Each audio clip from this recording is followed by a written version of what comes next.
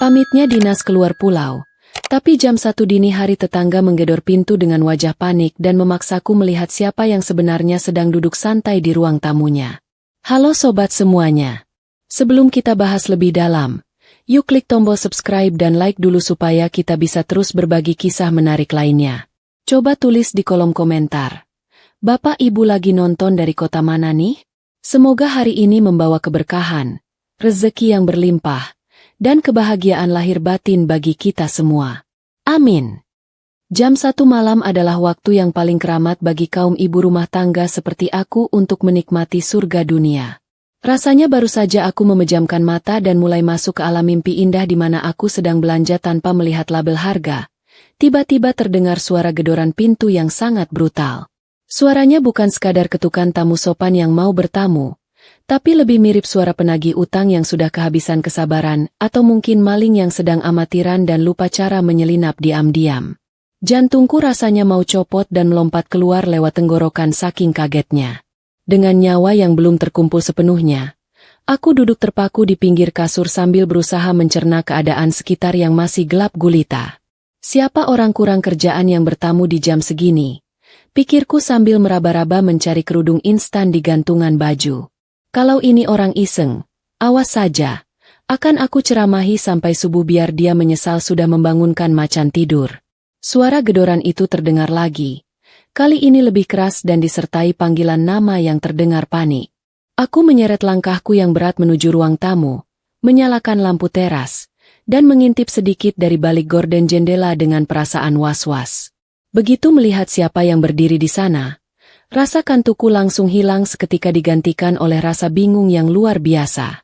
Itu Bimo, tetangga sebelah rumahku yang biasanya kalem, kaku, dan jarang sekali senyum. Tapi malam ini wajahnya pucat pasi seperti orang yang baru saja melihat hantu di kamar mandinya sendiri. Tanpa pikir panjang lagi aku langsung membuka pintu utama karena takut dia bakal merobohkan pintu rumahku kalau dibiarkan terlalu lama. Belum sempat aku mengucapkan salam atau bertanya ada masalah apa. Bimo sudah langsung mencengkeram pagar besi pembatas teras kami dengan tangan yang gemetar hebat. Matanya melotot menatapku.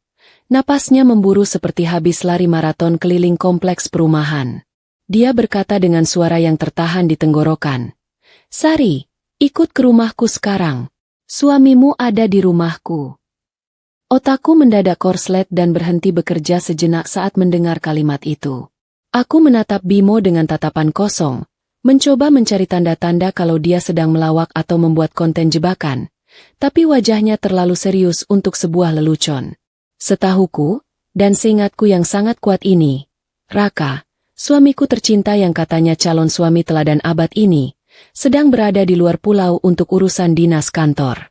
Dia pamit 2 hari yang lalu dengan membawa koper besar dan janji manis akan membelikan oleh-oleh khas daerah sana.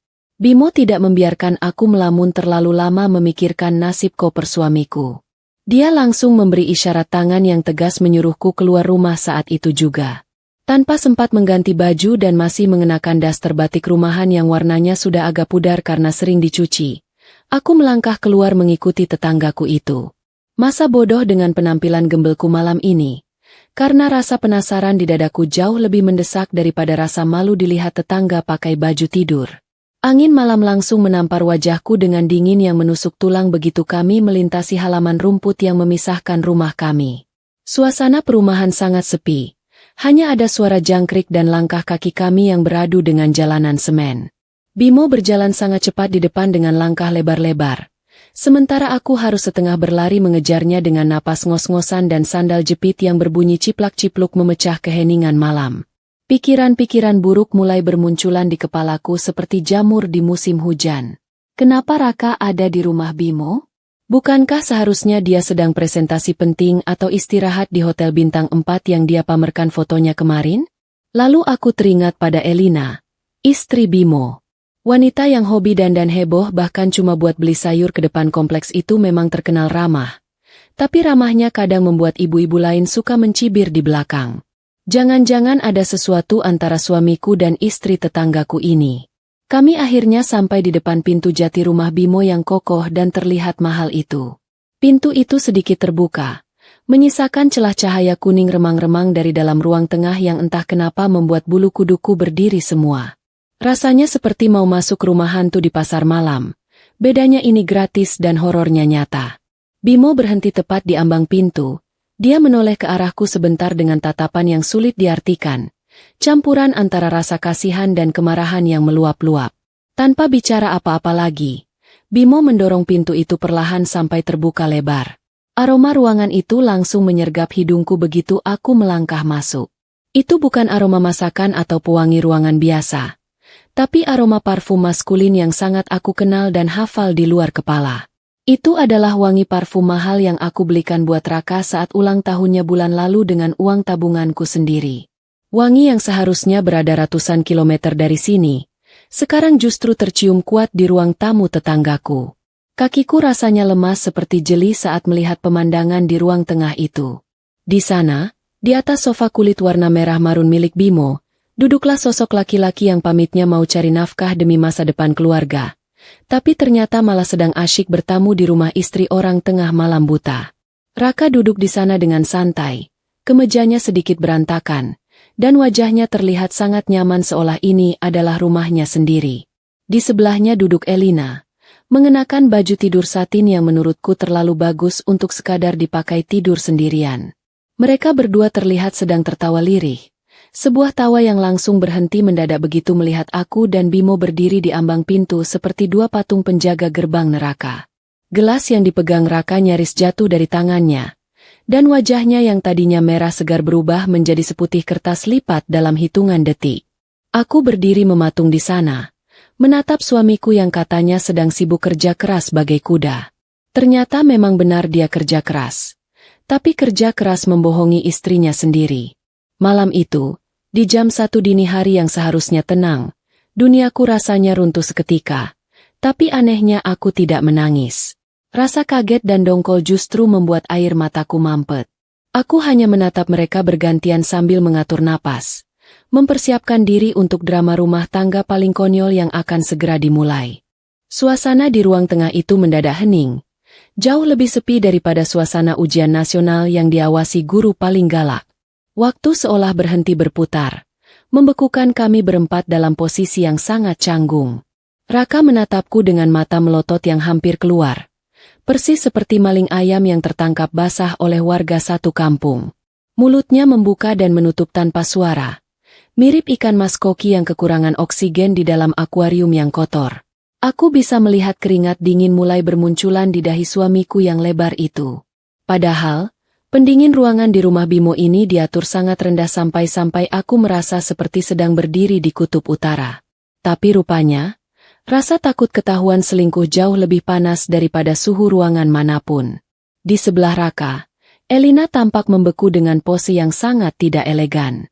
Tangan kanannya masih memegang teko keramik putih, sementara tangan kirinya memegang sebuah botol kaca kecil berwarna gelap, seolah dia sedang meracik ramuan penyihir jahat di film kartun. Pikiranku yang tadinya semrawut perlahan mulai fokus mengamati detail di meja tamu yang ada di hadapan mereka. Awalnya, aku mengira bakal melihat sisa makanan romantis seperti lilin, bunga mawar, atau setidaknya kotak martabak manis sebagai pelengkap dosa mereka. Tapi, apa yang terhampar di atas meja jati mengkilap itu sungguh di luar nalar sehat manusia normal. Tidak ada makanan enak di sana. Yang ada justru tumpukan kertas-kertas penting yang sangat familiar di mataku. Mataku menyipit, berusaha memastikan penglihatanku tidak salah karena efek bangun tidur. Itu adalah sertifikat tanah rumah warisan orang tuaku yang selama ini aku simpan rapi di lemari besi. Di sebelahnya, tergeletak buku pemilik kendaraan bermotor atau surat mobil keluarga kami yang cicilannya sering membuatku harus puasa Senin Kamis demi melunasinya. Jantungku berdesir hebat. Bukan lagi karena cemburu, tapi karena rasa ngeri yang merayap pelan dari ujung kaki ke ubun-ubun. Ini bukan sekadar perselingkuhan biasa yang hanya melibatkan nafsu sesaat. Di antara tumpukan dokumen itu, ada 2 lembar kertas tebal dengan materai tempel yang belum ditandatangani. Judul di bagian atas kertas itu tertulis besar dan tebal, Surat Kuasa Pindah Hak dan Wasiat. Seketika itu juga, darahku rasanya mendidih sampai ke ubun-ubun. Ternyata suamiku yang tampangnya polos dan lugu itu punya rencana yang jauh lebih jahat daripada penjahat di sinetron azab yang sering aku tonton sore hari. Dia bukan hanya ingin mengkhianati cintaku, tapi dia juga berniat merampok harta yang bahkan bukan hasil keringatnya sendiri. Aku melirik ke arah botol kecil di tangan Elina. Cairan di dalamnya berwarna keruh dan tidak ada label mereknya sama sekali. Insting wanitaku langsung berteriak kencang memberi peringatan bahaya. Itu pasti bukan obat batuk apalagi vitamin penambah nafsu makan. Cara Elina memegang botol itu dengan hati-hati dan wajahnya yang terlihat licik saat menuangkannya tadi, sudah cukup menjadi bukti bahwa ada niat jahat yang sedang mereka racik di dalam teko keramik itu. Mereka sedang merayakan sesuatu.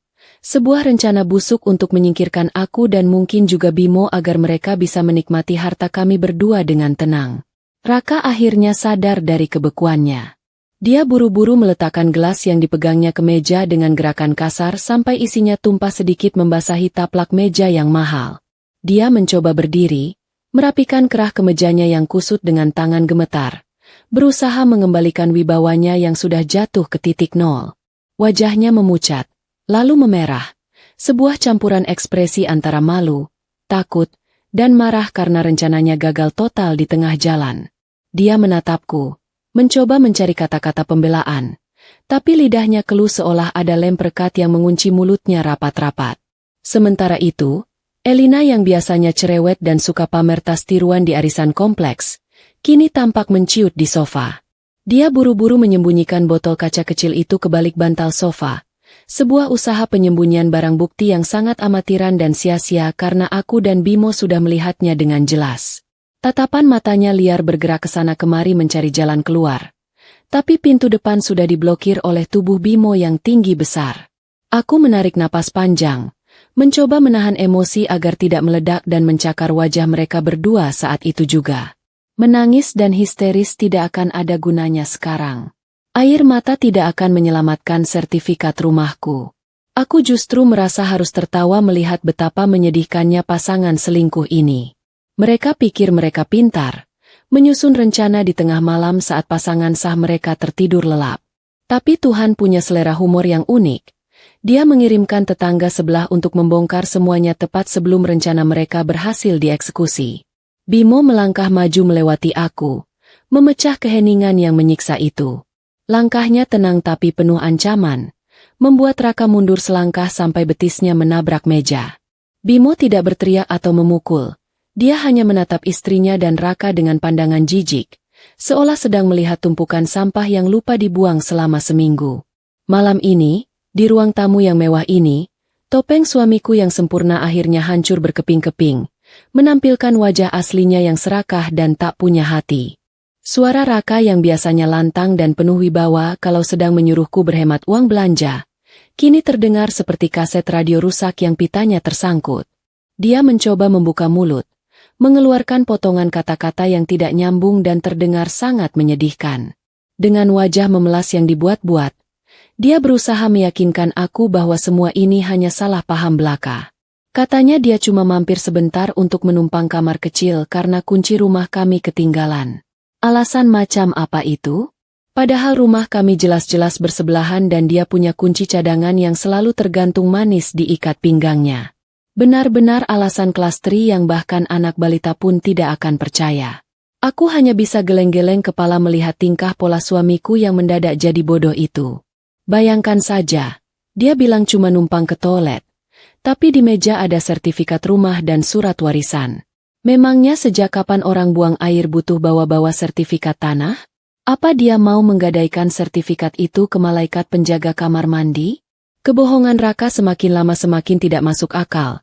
Membuatku sadar bahwa laki-laki yang selama ini aku banggakan sebagai kepala keluarga ternyata hanyalah seorang penipu ulung yang sedang kehabisan bahan tipuan. Bimo tampaknya juga sudah muak mendengar dongeng sebelum tidur karangan Raka yang berantakan itu. Tanpa membuang waktu untuk berdebat atau meladeni omongan Raka, tetanggaku itu berjalan santai menuju sebuah lemari pajangan kayu yang ada di sudut ruangan. Gayanya tenang sekali, persis seperti orang yang mau mengambil toples kue lebaran. Padahal situasi ruangan sedang panas-panasnya. Dia menggeser sebuah vas bunga besar bermotif naga yang terlihat mahal.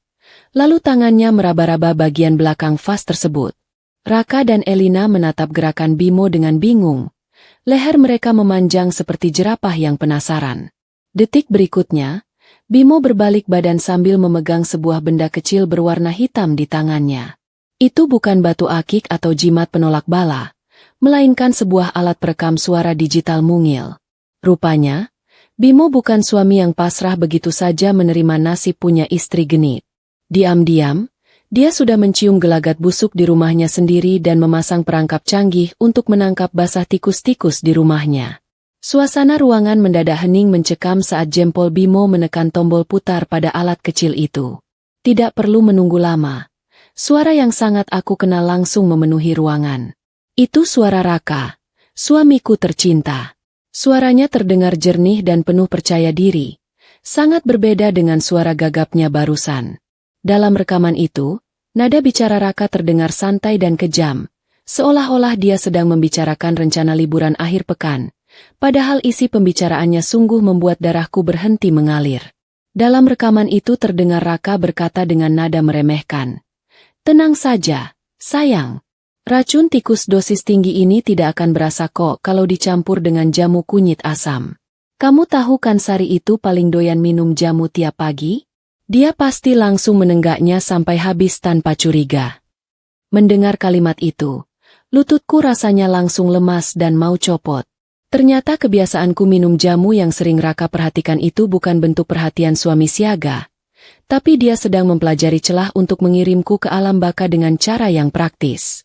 Rekaman itu belum selesai, dan bagian selanjutnya justru lebih mengerikan lagi. Terdengar suara tawa cekikikan Elina yang menimpali. "Terus Bimo bagaimana, Mas? Dia kan orangnya teliti banget."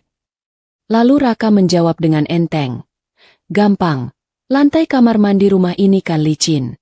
Nanti kita buat seolah-olah Bimo terpleset dan kepalanya terbentur keras. Orang-orang bakal mengira itu murni kecelakaan rumah tangga. Setelah mereka berdua tidak ada, kita bisa langsung jual aset-aset mereka dan pindah ke ibu kota lusa." Aku menatap Raka dengan pandangan nanar. Rasa tidak percaya bercampur ngeri mengaduk-aduk isi perutku. Jadi selama ini, saat dia memelukku atau memijat pundakku, di kepalanya sudah tersusun rapi rencana pembunuhan ini. Dia bukan hanya ingin selingkuh, dia ingin melenyapkan aku dari muka bumi demi menguasai harta yang bahkan sebagian besar adalah warisan orang tuaku. Laki-laki di hadapanku ini bukan lagi suamiku. Dia adalah monster berwujud manusia yang tega merencanakan kematian istrinya sendiri sambil tertawa-tawa. Wajah Raka dan Elina saat mendengar rekaman suara mereka sendiri sungguh tak ternilai harganya. Mereka terlihat seperti orang yang baru saja tersambar petir di siang bolong.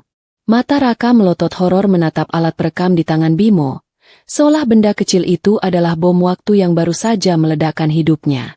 Elina sudah menutup mulutnya dengan kedua tangan. Tubuhnya gemetar hebat ketakutan. Semua penyangkalan dan alasan bodoh mereka tadi langsung mentah dan hancur lebur. Tidak ada lagi ruang untuk berdalih. Bukti kejahatan mereka sudah terpampang nyata lewat suara mereka sendiri yang menggema memantul di dinding ruangan. Malam itu, aku menyadari satu hal penting. Tuhan masih sayang padaku. Kalau saja Bimo tidak datang menggedor pintuku malam ini, mungkin besok pagi aku sudah ditemukan kaku di meja makan dengan mulut berbusa gara-gara jamu kunyit asam favoritku. Rasa cinta yang dulu aku punya untuk Raka seketika menguap hilang tanpa sisa, digantikan oleh rasa syukur yang mendalam karena aku masih diberi kesempatan bernapas dan melihat betapa busuknya hati orang yang selama ini tidur di sebelahku. Mendengar rekaman suara rencana pembunuhan itu, anehnya air mataku malah kering kerontang. Seolah kelenjar air mataku mogok kerja karena saking dongkolnya. Bukannya menangis meraung-raung sambil memeluk kaki suami seperti adegan istri teraniaya di televisi. Hatiku justru mendadak dingin dan keras seperti batu es di kulkas. Rasa sedih karena dikhianati memang ada, nyut-nyutan di dada kiri, tapi rasa ingin menertawakan kebodohan mereka jauh lebih besar. Aku menatap Raka yang kini terlihat menciut. Persis seperti kerupuk kaleng yang lupa ditutup dan melempem kena angin. Langkah kakiku terasa ringan saat aku berjalan mendekati meja tempat barang bukti kejahatan itu berserakan. Aku mengambil sertifikat tanah rumahku, benda yang selama ini aku jaga mati-matian dari rayap dan banjir, tapi malah mau dicuri oleh suamiku sendiri. Tanpa ragu sedikit pun, dan dengan gaya yang menurutku cukup keren kalau direkam kamera, aku merobek kertas tebal itu menjadi 2 bagian. Suara kertas sobek itu terdengar nyaring dan memuaskan di ruangan yang sunyi, membuat mata Raka dan Elina melotot kaget seakan aku baru saja merobek jantung mereka. "Kamu pikir aku ini bodoh, Mas?" Tanyaku dengan nada datar tapi menekan. "Kamu pikir karena dasterku bolong-bolong dan aku jarang ke salon, otakku juga ikut tumpul?" Aku melempar potongan kertas itu ke wajah Raka. Kertas-kertas itu melayang pelan dan mendarat di pangkuannya yang gemetar. Dia diam 1000 bahasa. Wajahnya pucat pasi seperti mayat hidup yang lupa dikubur. Raka yang biasanya jago bersilat lidah dan punya sejuta alasan kalau pulang telat, sekarang kehilangan kemampuan bicaranya total. Tangan kananku merogoh saku daster yang cukup dalam, tempat strategis di mana aku biasa menyembunyikan uang kembalian belanja sayur, dan mengeluarkan ponsel pintarku. Dengan tenang, aku membuka aplikasi perbankan, memasukkan kata sandi, dan menyodorkan layar ponsel yang menyala terang itu tepat di depan hidung Raka. Di layar itu terpampang jelas saldo rekening tabungan bersama kami yang selama ini dia banggakan. Angkanya sangat indah dan bulat. 0 rupiah. "Lihat ini baik-baik, Mas," kataku sambil menunjuk angka 0 yang berderet manis itu. Saldo di rekening tabungan kita sekarang lebih kering daripada gurun pasir di musim kemarau. Aku sudah memindahkan semua isinya, sampai ke receh-receh terakhir, ke rekening adikku sejak seminggu yang lalu. Aku tersenyum miring, menikmati ekspresi horor yang perlahan muncul di wajah suamiku. Dia pasti tidak menyangka kalau istrinya yang dia anggap gaptek ini ternyata bisa melakukan transaksi perbankan secepat kilat. Elina yang sejak tadi diam ketakutan, tiba-tiba menjerit histeris seolah kakinya baru saja keinjak paku karatan. "Apa? Kosong?" teriaknya dengan suara melengking yang memekakan telinga. Dia langsung menoleh ke arah Raka dan memukul lengan pria itu dengan keras. "Raka, kamu bilang uangnya aman. Kamu bilang kita bakal kaya raya dan pindah ke ibu kota lusa. Kalau uangnya tidak ada, terus buat apa kita capek-capek meracun orang?" Jeritan Elina ini sungguh membuka kedoknya yang asli. Wanita ini ternyata lebih cinta pada isi dompet Raka daripada nyawa Raka sendiri. Aku tertawa kecil. Tawa yang terdengar sangat sinis di telingaku sendiri. "Jadi begitu ya?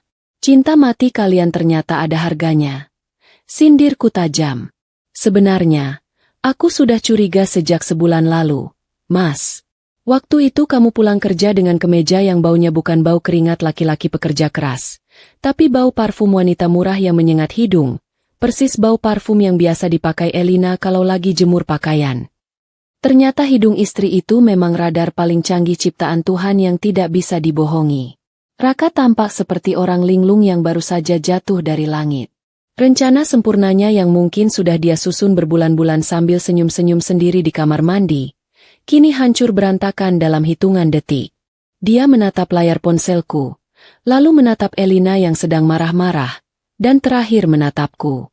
Tatapannya kosong, harapan hidup mewahnya musnah, dan dia sadar dia baru saja kehilangan segalanya.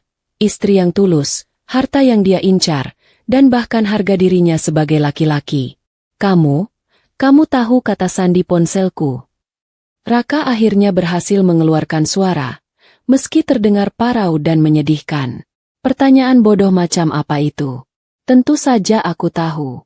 Dia menggunakan tanggal jadian kami sebagai kata sandi. Sungguh ironis sekali. Dia menggunakan kenangan cinta kami untuk mengunci rahasia pengkhianatannya." "Tentu saja aku tahu, Mas," jawabku enteng sambil memasukkan kembali ponsel ke saku daster. "Dan terima kasih sudah membiarkan notifikasi pesan mesra kalian muncul di layar kunci setiap malam. Kalian berdua itu penjahat yang ceroboh. Mau jadi pembunuh berdarah dingin kok mainnya kasar begini." Aku mundur selangkah, berdiri di samping Bimo yang masih setia menjadi penonton sekaligus pelindungku. Malam ini, aku merasa menang telak. Tanpa perlu main fisik atau jambak-jambakan, aku sudah berhasil membuat mental mereka jatuh sejatuh-jatuhnya. Situasi di ruang tamu yang tadinya sedingin kulkas kini mendadak berubah menjadi sepanas oven pemanggang kue yang lupa dimatikan. Raka yang baru saja mengetahui kalau dirinya mendadak jatuh miskin dan kehilangan semua akses ke tabungan, tiba-tiba berubah tingkahnya. Rasa malu karena ketahuan selingkuh dan rasa marah karena uangnya ludes bercampur menjadi satu adonan emosi yang meledak-ledak. Wajahnya merah padam sampai ke telinga, urat-urat lehernya menonjol keluar, membuatnya terlihat seperti banteng mengamuk yang siap menyeruduk siapa saja di depannya. Padahal nyalinya sebenarnya tak lebih besar dari nyali ayam sayur. Tenggorokan Raka rupanya kering kerontang akibat panik dan marah-marah dalam hati sejak tadi. Dia mencoba membentakku, ingin memaki atau mungkin menyangkal fakta kalau dia sudah bangkrut. Tapi suaranya tersangkut di leher. Rasanya mungkin seperti menelan biji kedondong bulat-bulat. Sakit dan menyiksa. Matanya yang liar bergerak ke sana kemari mencari sesuatu yang bisa membasahi kerongkongannya yang terasa seperti gurun pasir. Dan sialnya, atau mungkin ini memang takdir Tuhan yang sedang bekerja dengan cara yang unik. Matanya tertuju pada satu-satunya gelas berisi air jernih yang ada di atas meja tepat di hadapannya. Tanpa permisi dan tanpa tata krama sedikit pun, tangan Raka menyambar gelas kaca itu dengan gerakan kasar. Dia sudah masa bodoh dengan sopan santun bertamu. Yang ada di kepalanya hanyalah rasa haus yang membakar dan keinginan untuk meredakan gugup yang membuatnya gemetar. Bimo yang berdiri di sampingku hanya diam saja memperhatikan. Mungkin dia pikir Raka cuma mau minum air putih biasa untuk menenangkan diri sebelum diusir keluar. Aku pun sempat ingin mencegah karena merasa tidak sopan minum sembarangan di rumah orang. Tapi entah kenapa mulutku terkunci rapat.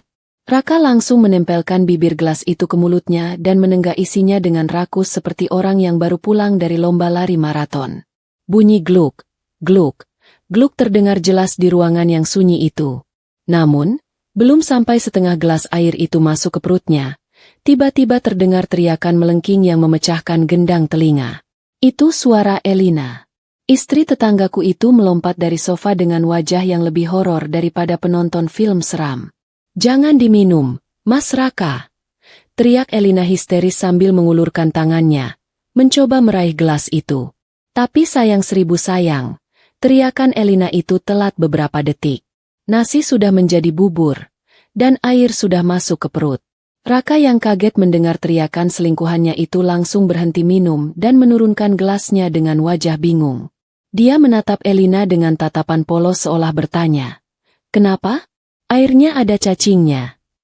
Tapi pertanyaan itu tidak pernah sempat keluar dari mulutnya. Detik berikutnya, sebuah pemandangan mengerikan sekaligus mencengangkan terjadi tepat di depan mata kepala kami. Raka tiba-tiba memegang lehernya dengan kedua tangan. Matanya melotot lebar seakan mau keluar dari kelopaknya. Dia mulai terbatuk-batuk hebat, tapi batuknya terdengar tidak wajar, seperti ada sesuatu yang menyumbat saluran napasnya secara paksa. Wajahnya yang tadi merah padam karena marah, kini berubah warna menjadi biru keunguan dalam hitungan detik. Tubuhnya limbung ke kiri dan ke kanan seperti pohon pisang yang ditebas parang tumpul, lalu ambruk ke lantai keramik dengan bunyi gedebuk yang keras. Elina menjerit ketakutan sambil menjambak rambutnya sendiri yang sudah acak-acakan. "Itu gelas yang sudah aku campur racun buat Bimo," raungnya di sela-sela tangis kepanikan. "Aku salah taruh gelas. Harusnya gelas itu buat Bimo nanti kalau dia bangun tidur dan minta minum." Pengakuan Elina meluncur begitu saja tanpa disaring, membuatku dan Bimo saling berpandangan dengan tatapan ngeri. Ternyata, gelas air jernih yang terlihat segar dan menggoda itu adalah jebakan maut yang sebenarnya disiapkan untuk suaminya sendiri, tapi malah diminum oleh kekasih gelapnya karena salah letak. Aku mundur beberapa langkah dengan lutut gemetar melihat Raka yang kini sedang kejang-kejang di lantai. Mulutnya mulai mengeluarkan busa putih, persis seperti orang yang keracunan makanan basi, tapi ini 1000 kali lebih parah. Kakinya menendang-nendang meja tamu hingga vas bunga jatuh dan pecah berantakan, menambah kekacauan malam itu. Aku tidak pernah mendoakan suaminya celaka, sungguh, tapi melihat bagaimana racun yang dia rencanakan untuk orang lain justru masuk ke tubuhnya sendiri, aku sadar bahwa karma itu nyata dan datangnya bisa secepat layanan pesan antar makanan kilat. Bimo segera menarik lenganku menjauh dari tubuh Raka yang sedang meregang nyawa, melindungi pandanganku dari pemandangan yang terlalu traumatis. Sementara Elina, wanita itu hanya bisa menangis meraung-raung di pojokan, tidak berani menyentuh Raka, apalagi menolongnya. Dia tahu betul racun apa yang dia masukkan ke situ, dan dia tahu tidak ada obat warung yang bisa menyembuhkannya saat ini. Rencana jahat mereka untuk menikmati hidup mewah berdua di ibu kota lusa kini berakhir tragis di lantai ruang tamu dengan satu orang sekarat dan satu orang lagi menangis ketakutan menunggu nasib. Malam ini, Raka benar-benar menuai apa yang dia tanam, meminum racun dari cangkir tetangga yang dia kira air pelepas dahaga. Keriuhan di ruang tamu rumah Bimo semakin menjadi-jadi, persis seperti pasar kaget yang bubar karena razia Satpol PP. Saat Raka sedang menggelinjang hebat di lantai dengan mulut berbusa seperti orang mencuci baju kebanyakan detergen, tiba-tiba terdengar suara raungan sirine dari kejauhan. Suaranya melengking tinggi, memecah keheningan malam perumahan kami yang biasanya sepi nyaris mati. Awalnya, secercah harapan sempat muncul di hati kecilku. Mungkin tetangga lain mendengar keributan ini dan berbaik hati memanggil ambulans. Meskipun aku benci setengah mati pada suaminya Elina. Maksudku suamiku sendiri yang sekarang sedang sekarat itu. Tapi rasanya tidak tega juga membiarkan dia mati konyol di karpet orang. Harapan itu musnah ketika saat melihat kendaraan yang masuk ke halaman rumah bukanlah mobil ambulans berwarna putih bersih, ataupun mobil patroli polisi dengan lampu rotarinya. Sebuah mobil van hitam besar dengan kaca film gelap gulita menerobos masuk pagar rumah Bimo dengan kecepatan yang tidak sopan. Mobil itu mengerem mendadak tepat di depan pintu teras, menyisakan bekas ban hitam di lantai paving block yang baru dipasang minggu lalu. Pintu geser mobil itu terbuka kasar dengan bunyi grek yang menyakitkan telinga, seolah engselnya sudah lama tidak diberi oli. 4 orang laki-laki berbadan raksasa melompat turun dari mobil itu satu persatu. Penampilan mereka sungguh jauh dari kata ramah tamah. Mereka mengenakan kaos ketat warna gelap yang menonjolkan otot-otot lengan yang sepertinya lebih keras dari batu bata, dan wajah mereka wajah mereka lebih seram daripada wajah penagih kredit panci yang suka menggedor pintu tetangga sebelah kalau telat bayar cicilan. Mereka tidak membawa tandu medis atau kotak obat, melainkan membawa pentungan bisbol dan raut wajah garang yang siap melumat siapa saja. Bimo yang berdiri di sampingku justru terlihat sangat santai. Malah ada seulas senyum tipis yang terbit di bibirnya. Dia menyenggol lenganku pelan sambil berbisik. Nah, itu dia jemputan khususnya sudah datang. Aku pikir mereka bakal telat karena macet. Aku menoleh ke arah Bimo dengan bingung. Jemputan khusus apa maksudnya? Apa Bimo memesan jasa angkut barang pindahan di jam segini? Atau jangan-jangan Bimo punya kenalan geng motor? Ternyata tetanggaku yang pendiam ini menyimpan banyak kejutan yang tidak terduga. Tanpa permisi dan tanpa salam, keempat raksasa itu masuk menyerbu ke dalam ruang tamu dengan langkah berat yang membuat lantai rumah terasa bergetar. Elina yang masih menangis di pojokan langsung terdiam 1000 bahasa. Air matanya mendadak mampet saking takutnya melihat tampang-tampang kriminal yang masuk ke rumahnya. Salah satu dari mereka, yang sepertinya adalah pemimpin rombongan karena badannya paling lebar dan ada bekas luka di pipinya, menatap Raka yang sedang kejang-kejang dengan pandangan meremehkan.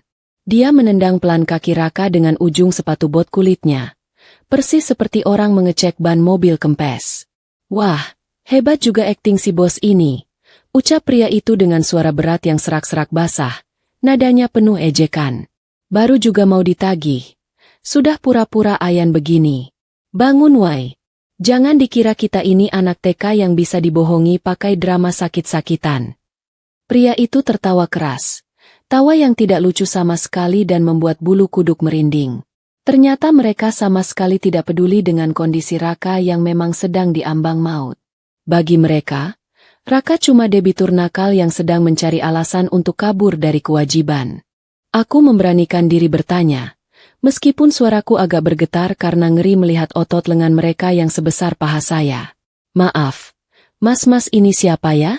Dan ada urusan apa sama suami saya yang sedang sekarat ini?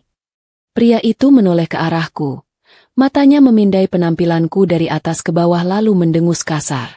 Oh, jadi ibu ini istrinya si Raka? Baguslah kalau ada saksi. Suami ibu ini punya utang 5 miliar sama bos kami. Kalah judi dari minggu lalu. Katanya mau bayar lusa setelah dapat warisan. Tapi nomornya malah tidak aktif sejak kemarin. Dengkulku rasanya mau copot mendengar nominal angka itu. 5 miliar? Uang sebanyak itu kalau dibelikan kerupuk bisa buat menimbun satu kelurahan. Ternyata, selain peselingkuh dan calon pembunuh, Raka juga pecandu judi yang sudah akut. Pantas saja dia begitu bernafsu ingin membunuhku dan menguasai hartaku secepatnya. Dia butuh uang tunai segera untuk menutup lubang utang yang dia gali sendiri sebelum dia dikubur hidup-hidup oleh para mafia ini. Elina yang mendengar itu langsung melotot ke arah Raka yang masih megap-megap. Tatapannya berubah dari kasihan menjadi jijik. Ternyata pangeran impiannya hanyalah katak buduk yang terlilit utang selangit. Bimo melangkah maju dengan tenang, seolah dia adalah tuan rumah yang sedang menyambut tamu undangan pesta ulang tahun. Silakan dibawa saja, Bang. Sesuai perjanjian di telepon tadi. Lokasinya sudah pas kan? Orangnya juga sudah pas, kata Bimo santai. Pemimpin preman itu mengangguk hormat pada Bimo. Sepertinya Bimolah yang memberi informasi lokasi keberadaan Raka kepada mereka. Siap, Pak Bimo. Terima kasih infonya. Biar kami yang urus sisanya. Kalau dia mati di jalan, yaitu urusan dia sama Tuhan. Tapi kalau masih hidup, ginjalnya lumayan buat nyicil bunga utang. Tanpa babe ibu lagi, dua orang anak buah preman itu langsung mengangkat tubuh Raka yang lemas. Mereka menggotong suamiku. Mantan suamiku, seperti menggotong karung beras raskin yang mau dibagi-bagikan ke warga miskin. Kepala Raka terkulai ke belakang, mulutnya masih mengeluarkan buih, dan matanya terbalik ke atas. Tidak ada rasa kemanusiaan sedikit pun dalam cara mereka memperlakukan Raka. Bagi mereka, tubuh Raka hanyalah aset jaminan bergerak yang harus diamankan sebelum kabur lagi. Elina mencoba membuka mulut, mungkin mau protes atau bertanya. Tapi pemimpin preman itu langsung menunjuk wajah Elina dengan jari telunjuknya yang besar. Baknya diam saja kalau tidak mau ikut diangkut. Urusan kami cuma sama laki-laki penipu ini. Elina langsung kicep, menciut di pojokan sofa sambil memeluk lutut. Dia sadar betul kalau dia ikut campur. Bisa-bisa dia yang dijadikan jaminan pengganti. Ternyata cinta sehidup semati yang mereka agung-agungkan tadi kalah telak sama rasa takut dipentung preman. Rombongan itu bergerak cepat keluar rumah membawa Raka. Mereka melempar tubuh kaku itu ke bagian belakang mobil van yang kosong dan gelap. Pintu mobil ditutup dengan bantingan keras. Bam! Suara itu terdengar seperti palu hakim yang mengetuk vonis akhir bagi kehidupan Raka. Mobil van hitam itu langsung tancap gas meninggalkan halaman rumah Bimo. Bannya berdecit nyaring meninggalkan kepulan asap knalpot yang bau dan debu yang beterbangan. Raka dibawa pergi entah kemana. Mungkin ke klinik ilegal di pinggiran kota atau gudang kosong tempat penyiksaan. Yang jelas dia tidak akan dibawa ke rumah sakit mewah untuk dirawat di ruang VVIP. Setelah mobil itu menghilang di tikungan jalan, suasana kembali hening. Tapi kali ini hening yang melegakan. Aku menghela napas panjang, melepaskan beban berat yang tadi menekan dada. Jadi, kamu yang menelepon mereka, Bim? Tanyaku sambil menatap Bimo takjub. Bimo mengangguk sambil merapikan kerah bajunya. Iya, aku tahu Raka sering main judi online dari riwayat wifi rumahku yang sering dia bajak. Aku cuma melacak sedikit dan menemukan siapa bandarnya.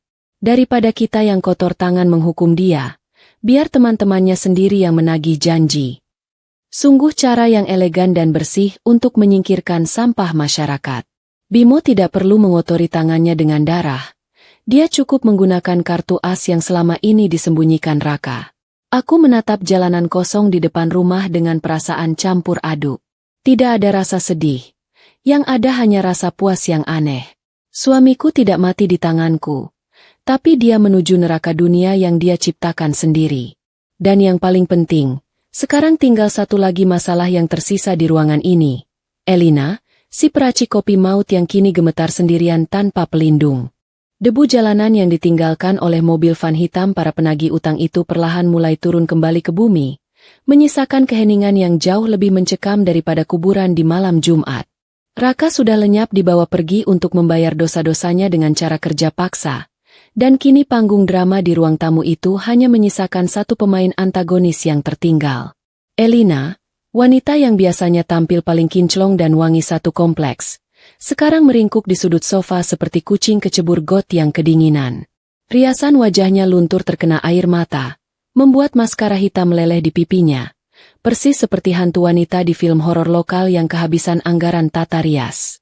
Aku menutup pintu depan dengan santai, lalu memutar kunci ganda dengan bunyi klik yang terdengar sangat tegas dan mematikan harapan kabur bagi siapapun yang ada di dalam. Rasanya sungguh aneh. Beberapa jam yang lalu aku adalah istri yang dikhianati dan calon korban pembunuhan. Tapi sekarang aku merasa seperti juri lomba masak yang siap memberikan penilaian kejam pada peserta yang masakannya gosong. Aku berjalan perlahan mendekati meja tamu, tempat di mana gelas beracun bekas Raka sudah diamankan oleh Bimo ke dalam kantong plastik bening sebagai barang bukti. Elina yang melihat aku mendekat langsung merosot turun dari sofa dan bersimpuh di lantai. Dia mencoba merangkak mendekati kakiku. Tangannya yang gemetar berusaha meraih ujung dasterku. "Mbak Sari, tolong aku, Mbak," rengeknya dengan suara serak yang memilukan telinga. "Aku cuma korban, Mbak. Sumpah, Mas Raka yang memaksa aku melakukan semua ini. Dia bilang kalau aku tidak mau bantu meracuni Mbak, dia bakal menyebarkan video aibku. Aku takut, Mbak. Aku ini perempuan lemah." Mendengar alasan basi itu, perutku rasanya mual bukan main. Perempuan lemah katanya? Perempuan lemah mana yang sanggup meracik racun tikus sambil ketawa ketiwi membayangkan kematian tetangganya? Aku menarik kakiku mundur sebelum tangan Elina berhasil menyentuh kain dasterku. Jijik rasanya kalau harus bersentuhan dengan wanita yang sudah berniat mengirimku ke liang lahat lebih cepat. Bimo yang berdiri di belakangku hanya mendengus sinis. Dia sudah kenyang makan asam garam menghadapi sifat manipulatif istrinya yang suka memutarbalikkan fakta. "Sudah selesai dongengnya, Elina?" Tanyaku datar sambil duduk di kursi yang berhadapan langsung dengannya. Aku mengeluarkan kembali ponsel pintarku, benda pipih yang sejak tadi menjadi senjata andalanku malam ini. "Kamu ingat kan tadi aku bilang ke Raka kalau uang di rekening kami sudah aku pindahkan ke rekening adikku?" Elina mendongak. Matanya yang bengkak menatapku dengan bingung. Dia mengangguk pelan. Mungkin bertanya-tanya apa hubungannya uang itu dengan nasibnya yang sedang di ujung tanduk. Aku tersenyum tipis. Senyum penuh rahasia yang membuat Elina semakin gelisah. "Sebenarnya aku bohong, El. Aku tidak punya adik yang bisa dipercaya pegang uang sebanyak itu. Dan aku juga tidak sebodoh itu memindahkan uang panas hasil korupsi Raka di kantornya ke rekening keluargaku sendiri. Itu sama saja bunuh diri." Jari jemariku menari lincah di layar ponsel, membuka sebuah dokumen mutasi rekening digital yang sudah aku siapkan sejak seminggu lalu. "Jadi, Mbak Sari pindahkan kemana?" tanya Elina lirih. Rasa penasaran mengalahkan rasa takutnya sesaat. Dasar mata duitan. Dalam keadaan genting begini pun otaknya masih merespons kalau soal uang. Aku memutar layar ponselku dan menunjukkannya tepat di depan wajah Elina. "Ke sini, El. Coba baca nama pemilik rekening baru yang saldonya gendut ini." Elina menyipitkan matanya, membaca deretan huruf di layar itu. Seketika itu juga, matanya terbelalak lebar, mulutnya menganga tak percaya. Di layar itu terpampang jelas nama lengkapnya sendiri, Elina Puspadewi. "Loh, kok ada namaku? Kapan aku bikin rekening ini? Aku tidak pernah punya uang sebanyak ini." Elina berteriak panik. Tangannya memegangi kepalanya yang sepertinya mau pecah. Aku tertawa renyah, menikmati kepanikan yang melanda wajah pelakor di hadapanku ini. "Ingat tidak bulan lalu kamu pinjam laptopku dengan alasan laptopmu rusak kena tumpahan kopi?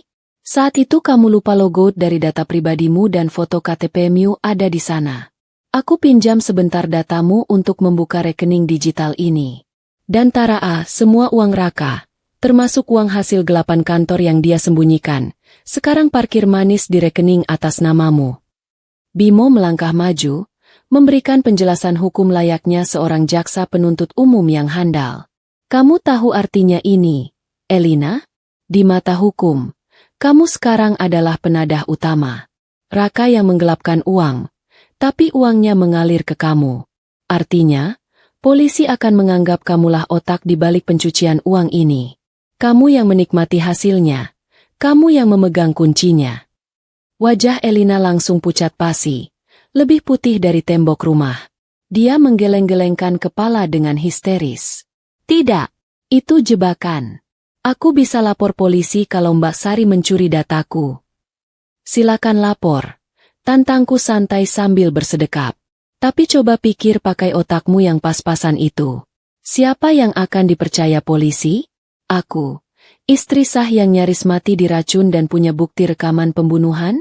Atau kamu, selingkuhan yang tertangkap basah menyimpan racun tikus dan mendadak punya uang miliaran di rekening misterius? Polisi itu pintar. Mereka melihat bukti fisik, bukan air mata buaya.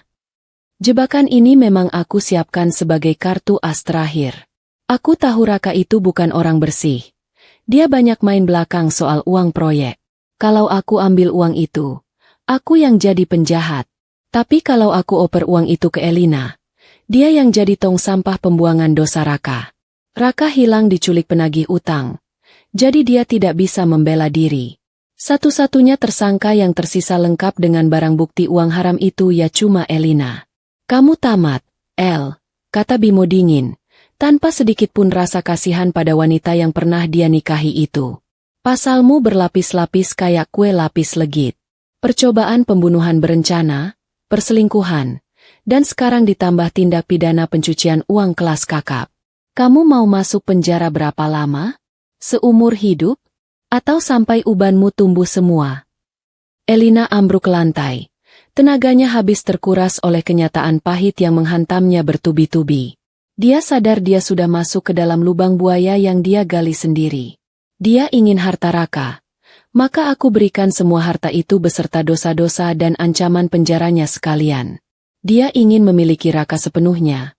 Maka aku biarkan dia menanggung akibat perbuatan Raka sendirian. Adil, kan? Tamu undangan yang sebenarnya sebentar lagi sampai. Kataku sambil melirik jam dinding. Saran aku, mending kamu hapus itu maskara belepotan. Nanti di foto penangkapan polisi wajahmu jadi jelek. Malu kan kalau masuk berita kriminal tapi dandanan kayak badut. Itu adalah kalimat penutup yang jahat. Aku tahu, tapi rasanya sangat memuaskan bisa membalas sakit hatiku dengan cara yang elegan tanpa perlu menjambak rambutnya. Malam ini, Elina belajar satu hal penting. Jangan pernah meremehkan ibu rumah tangga yang diam-diam melek teknologi. Cahaya biru yang berputar-putar menembus tirai jendela ruang tamu menjadi tanda bahwa babak akhir drama malam ini sudah dimulai. Kali ini, cahaya itu bukan mainan lampu disko pasar malam, melainkan cahaya dari lampu rotari mobil patroli polisi sungguhan. Suara sirine yang tadi meraung-raung pendek kini mati, digantikan oleh suara derap langkah kaki sepatu bot dinas yang terdengar tegas dan berwibawa di halaman rumah. Kalau tadi tamu yang datang baunya seperti asap rokok dan keringat preman, tamu yang sekarang datang baunya lebih wangi, bau seragam yang disetrika rapi dan wibawa hukum negara. Bimo berjalan menuju pintu depan dengan langkah ringan, seolah dia adalah tuan rumah yang sedang menyambut rombongan besan yang mau melamar anaknya. Dia membuka pintu lebar-lebar, mempersilakan dua orang petugas berseragam coklat dan satu orang berpakaian preman, yang sepertinya reserse, untuk masuk. Di belakang mereka, aku bisa melihat pemandangan yang cukup menggelikan. Tetangga-tetangga kami yang biasanya susah sekali dibangunkan untuk salat subuh berjamaah. Malam ini mendadak matanya melek semua. Mereka berkerumun di dekat pagar, menjulurkan leher panjang-panjang. Penasaran ingin tahu kenapa rumah Pak Bimo yang angker mendadak jadi ramai seperti lokasi syuting film aksi. Elina yang masih terduduk lemas di lantai mencoba merapikan rambutnya yang kusut masai. Luar biasa memang wanita satu ini. Dalam keadaan mau ditangkap polisi pun, dia masih sempat-sempatnya memikirkan penampilan. Mungkin dia takut kalau nanti fotonya masuk koran kriminal.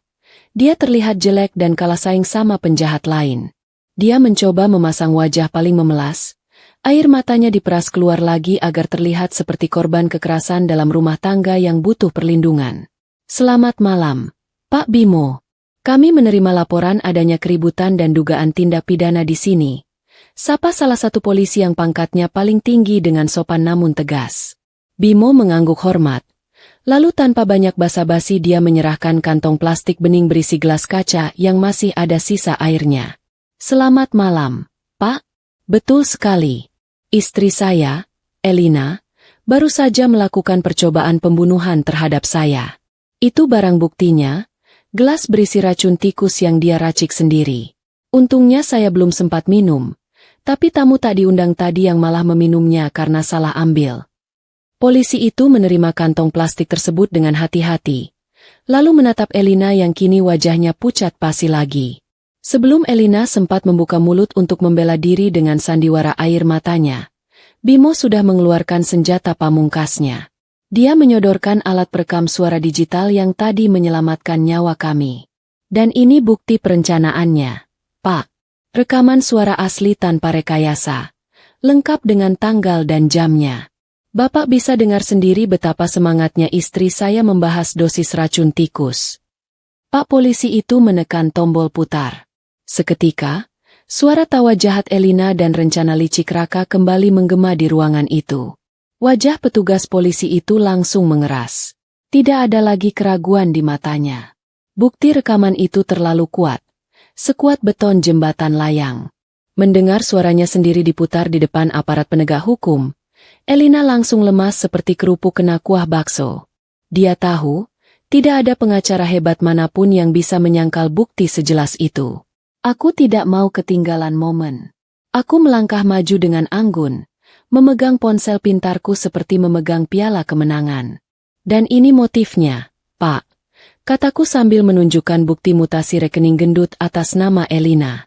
Uang miliaran rupiah hasil kejahatan suami saya, Raka, mengalir deras ke rekening rahasia istri Pak Bimo ini. Jadi selain mau membunuh suami sahnya, dia juga merampok uang suami orang. Paket komplit kejahatannya, Pak. Polisi itu melihat angka-angka di layar ponselku dan menggelengkan kepala takjub. Wah, ini sih sudah kelas kakap, Bu. Pencucian uang dan percobaan pembunuhan berencana. Ancamannya bisa sampai rambut memutih di dalam sel ini. Polisi itu memberi isyarat kepada petugas wanita yang baru masuk untuk mengamankan Elina.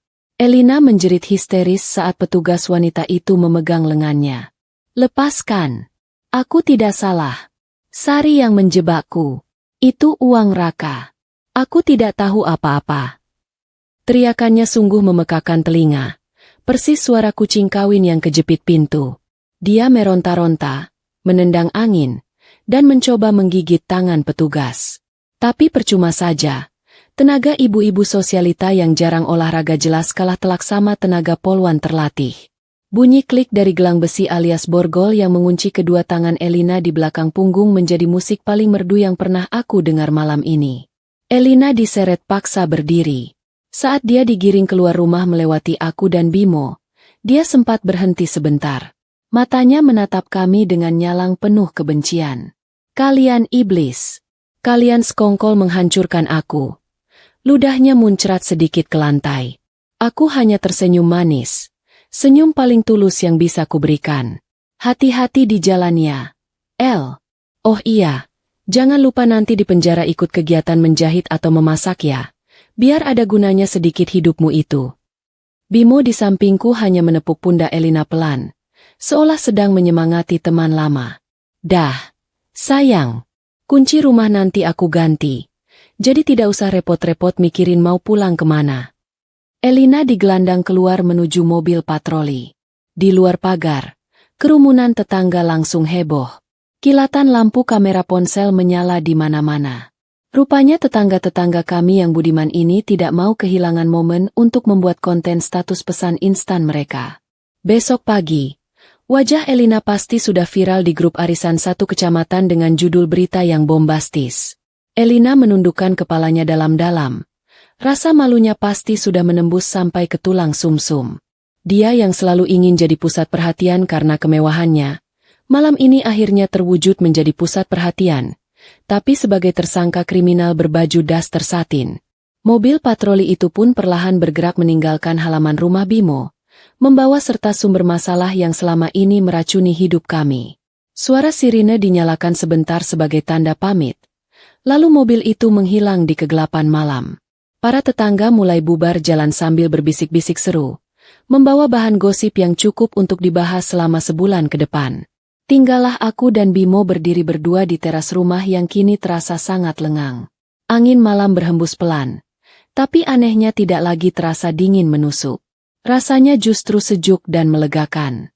Rumah besar ini mendadak terasa bersih. Seolah kotoran debu yang menempel bertahun-tahun baru saja disapu bersih oleh badai besar. Aku menarik napas panjang, menghirup udara kebebasan yang rasanya manis sekali. Malam ini, keadilan tidak butuh palu hakim di pengadilan. Dia hanya butuh kerja sama dua orang tetangga yang tersakiti dan sedikit bantuan teknologi. Tamat sudah riwayat Raka dan Elina.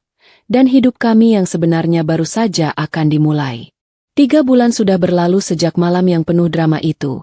Dan hidupku rasanya damai sekali seperti air danau yang tidak ada buayanya. Tapi, sementara aku sibuk menikmati hidup baru sebagai janda kaya raya yang bahagia, mari kita tengok sebentar nasib mantan suamiku, Raka. Jangan khawatir. Aku tahu ceritanya dari mana. Bimo, tetanggaku yang ternyata punya banyak kenalan, orang dalam. Sesekali mendapat kiriman foto dan kabar tentang keberadaan Raka.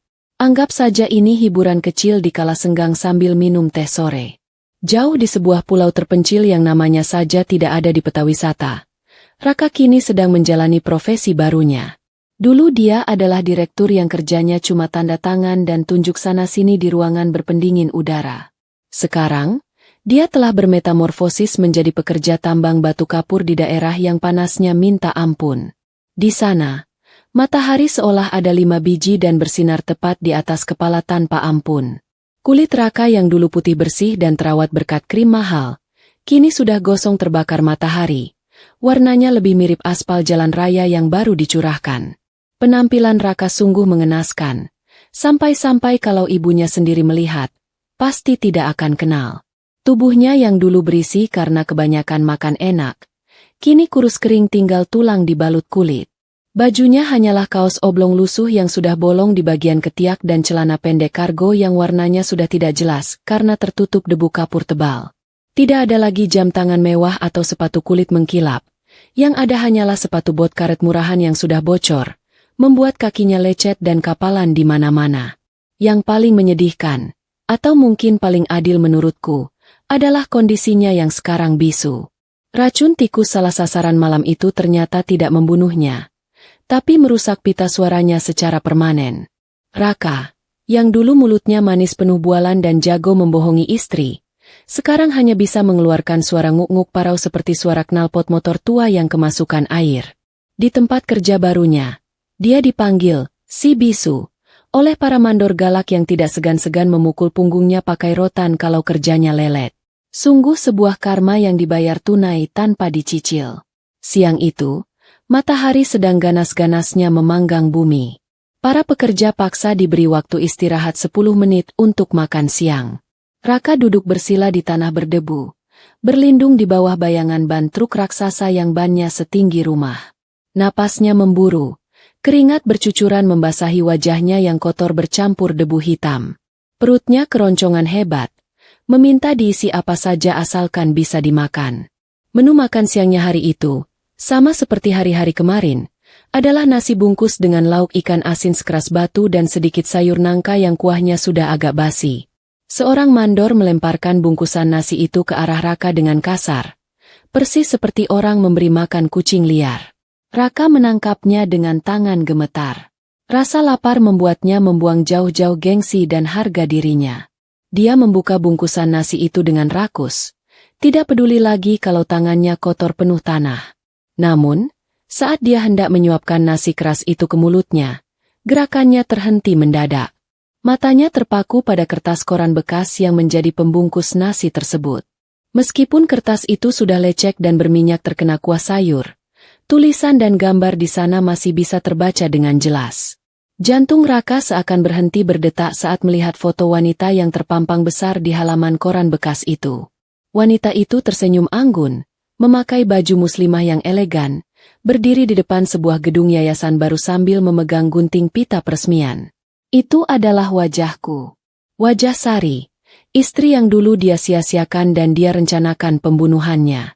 Judul berita di atas foto itu tertulis besar dengan huruf tebal, pengusaha wanita inspiratif.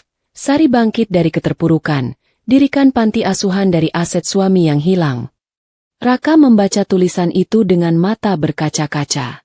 Di bawahnya tertulis bahwa aku, Sari, telah mengambil alih semua aset perusahaan karena suamiku dinyatakan hilang tanpa kabar dan dianggap melarikan diri dari utang. Berita itu memuji ketegaranku sebagai istri yang ditinggal suami tidak bertanggung jawab. Ironis sekali, kan? Dunia mengira dia hilang atau kabur, padahal dia sedang jadi kuli batu di neraka dunia, dan hartanya yang dia incar mati-matian justru jatuh ke tanganku secara sah dan dipuji banyak orang. Air mata Raka menetes jatuh membasahi nasi bungkusnya, membuat rasa ikan asin itu semakin asin karena bercampur air mata penyesalan. Dia melihat betapa cantiknya aku di foto itu, betapa bahagia dan suksesnya hidupku tanpanya. Dulu dia pikir aku cuma beban yang menghalanginya bersenang-senang dengan Elina. Ternyata, aku adalah jimat keberuntungannya, dan saat dia membuangku, dia juga membuang nasib baiknya. Sekarang dia sadar, Elina yang dia bela mati-matian itu hanyalah wanita racun yang menyeretnya ke lubang kehancuran, sementara aku yang dia hianati justru terbang tinggi. Raka ingin berteriak, ingin memanggil namaku, ingin bilang kalau dia menyesal seumur hidup. Tapi tenggorokannya yang rusak hanya bisa mengeluarkan suara dengkuran menyedihkan. Dia terjebak.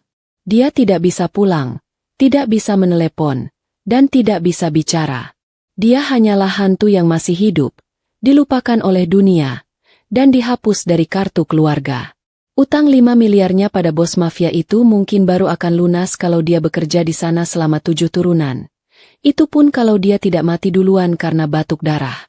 Tiba-tiba, sebuah tendangan keras mendarat di pinggangnya. "Heh bisu, jangan melamun. Waktu makan habis.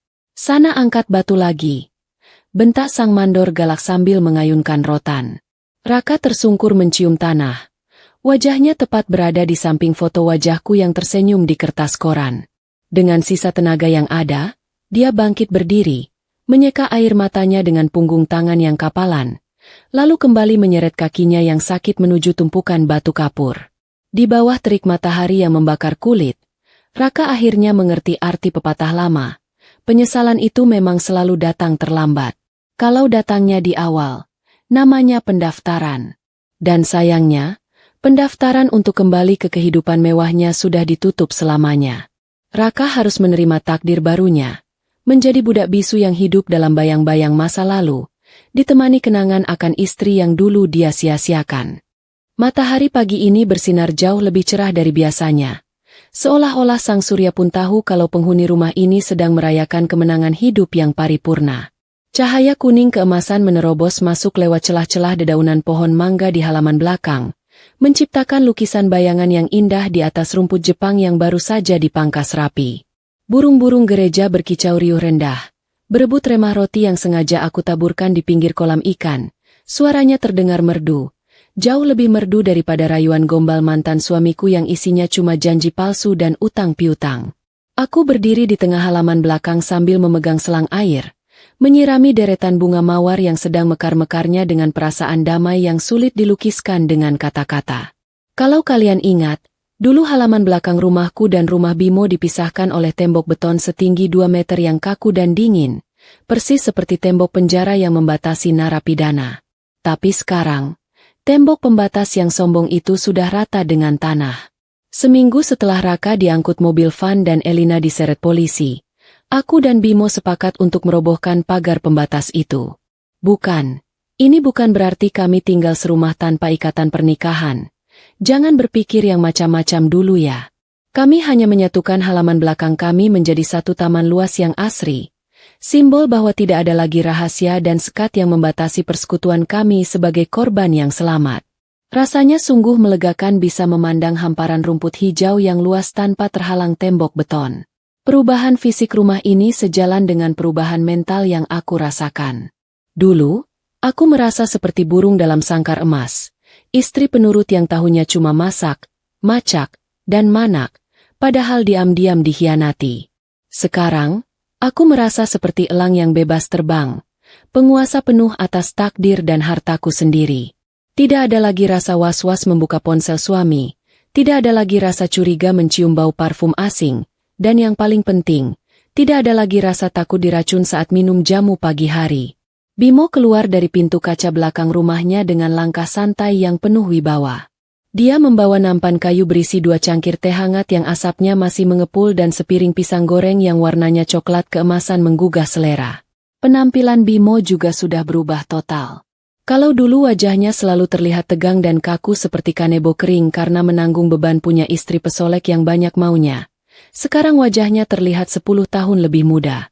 Kerutan di dahinya hilang, senyumnya lebih lepas, dan auranya jauh lebih positif.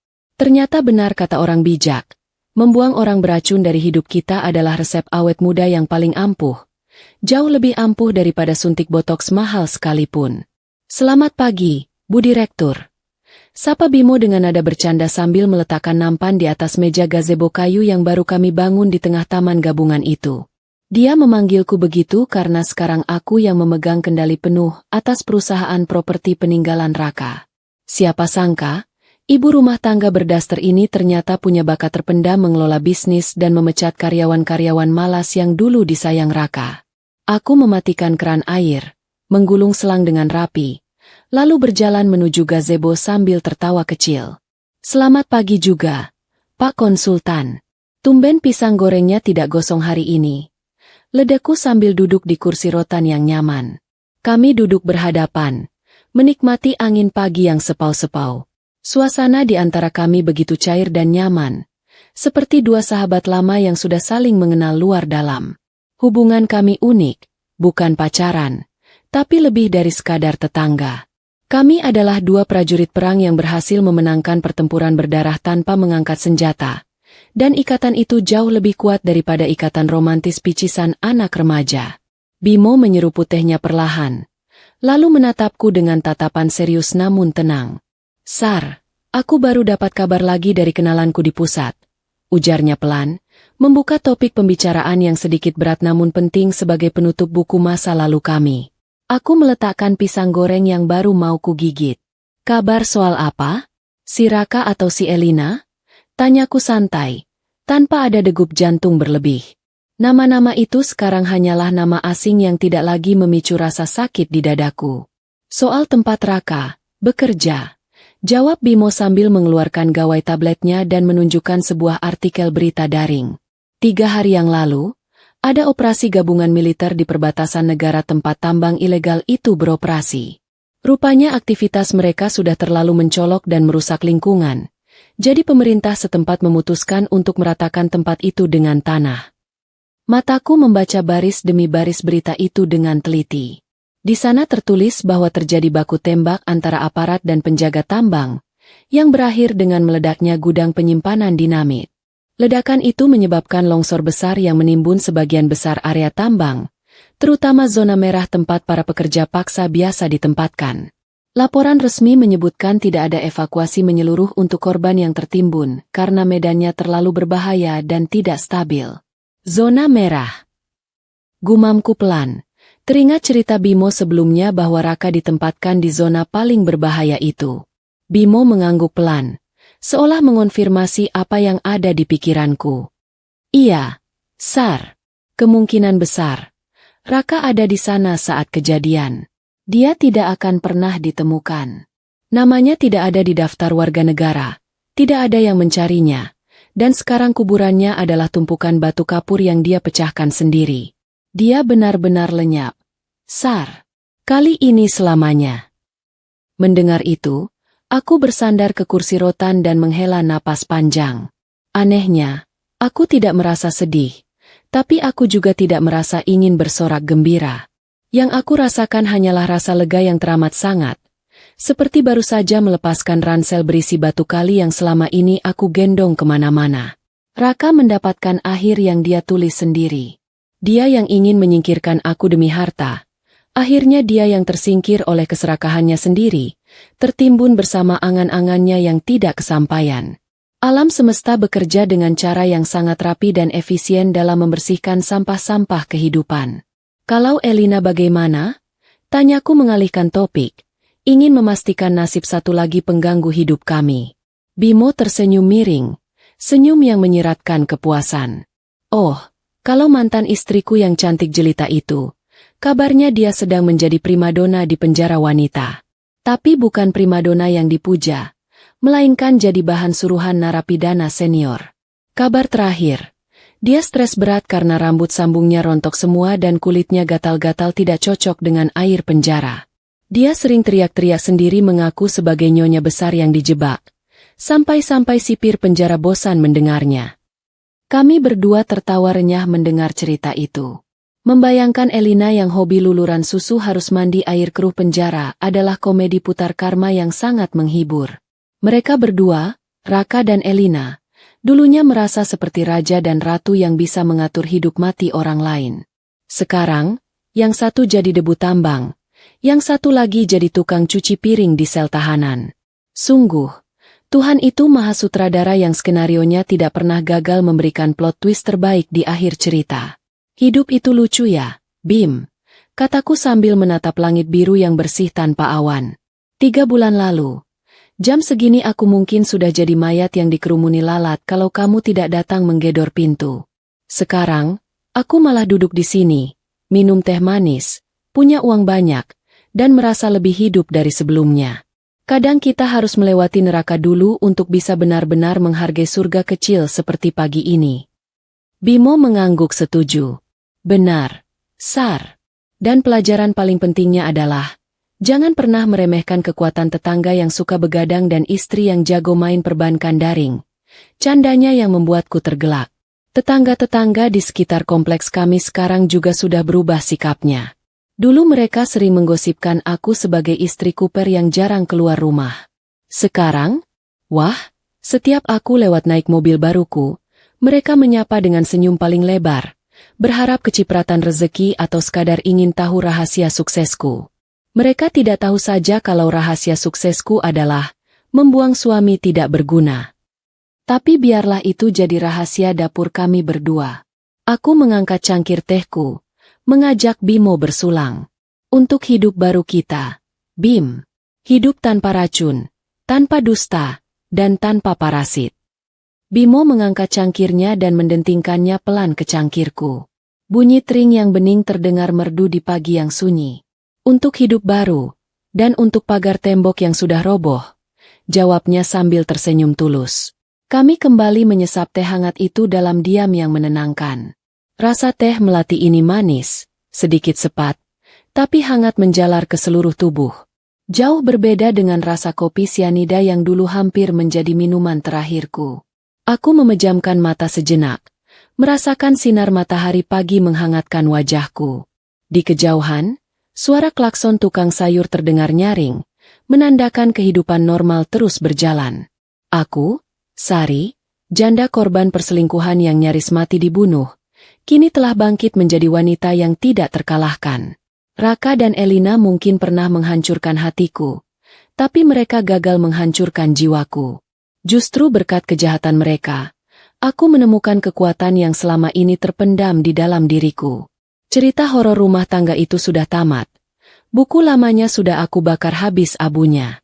Sekarang, aku sedang menulis halaman pertama di buku yang baru, dengan tinta emas kebahagiaan dan kebebasan. Dan percayalah, cerita di buku baru ini akan jauh lebih indah, karena tokoh utamanya bukan lagi korban yang menangis, tapi pemenang yang tersenyum. Matahari semakin tinggi, menyinari 2 manusia yang duduk berdampingan di gazebo taman, menyambut masa depan yang cerah tanpa bayang-bayang masa lalu.